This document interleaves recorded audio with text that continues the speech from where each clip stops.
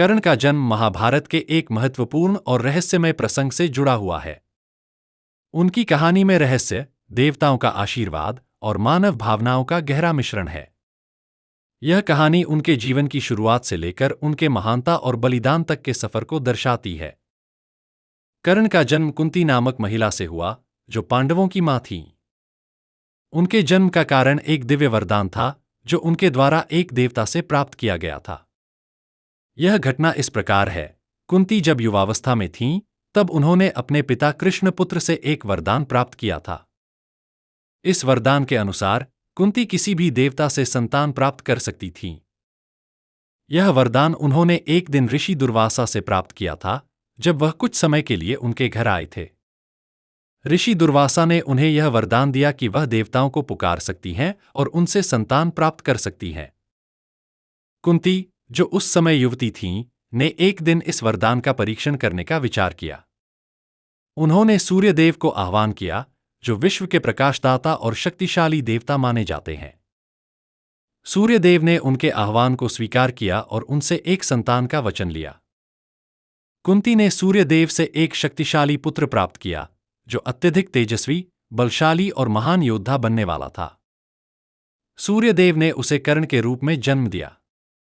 कर्ण के पास जन्म से ही कवच और कुंडल, आध्यात्मिक कवच और कान की बालियां थे, जो उसे अजेय बनाते थे।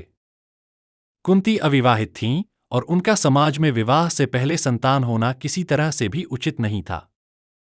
इसलिए उन्होंने अपने गर्भ से जन्मे इस बच्चे को छोड़ने का निर्णय लिया। कुंती ने कर्ण को एक बास्केट में लिटाकर गंगा नदी में बहा दिया। कर्ण की किस्मत पर एक बड़ा मोड़ था और वह नदी के बहाव में बहते हुए एक जगह पर पहुंचे, जहां अधिरथ नामक एक सारथी और उनकी पत्नी राधा ने उन्हें पाया।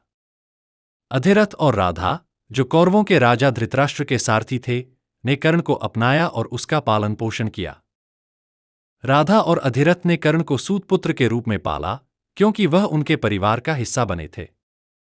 कर्ण ने अपनी बहुमूल्य शिक्षा और प्रशिक्षण प्राप्त करने का निर्णय लिया। उन्होंने द्रोणाचार्य, भीष्म पितामह और अन्य महान गुरुओं से युद्ध कला और शस्त्र विद्या सीखी। कर्ण को सूतपुत्र कहकर अन्य लोग उसका अपमान करते थे। उन्होंने इसे अपनी कमजोरी के रूप में कभी स्वीकार नहीं किया और खुद को साबित करने के लिए लगातार मेहनत की। वह महाभारत के महान योद्धाओं में से एक बने और उनका नाम सर्वश्रेष्ठ धनुर्धर के रूप में प्रतिष्ठित हुआ। कर्ण का जन्म देवता द्वारा प्रदान किए गए वरदान और महान बलशाली गुणों के कारण हुआ था। उनका जीवन संघर्ष, त्याग और आत्मसमर्पण का प्रतीक बन गया। कर्ण की दानशीलता, साहस और अपने मित्र दुर्योधन के प्रति निष्ठा उन्हें महाभारत के सबसे प्रेरणादायक पात्रों में से एक बनाती है।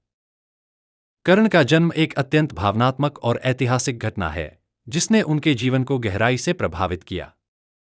वह एक ऐसे योद्धा थे जिन्होंने कभी भी अपने मार्ग से विचलित नहीं होने दिया और हर स्थिति में अपने आदर्शों और कर्तव्यों का पालन किया।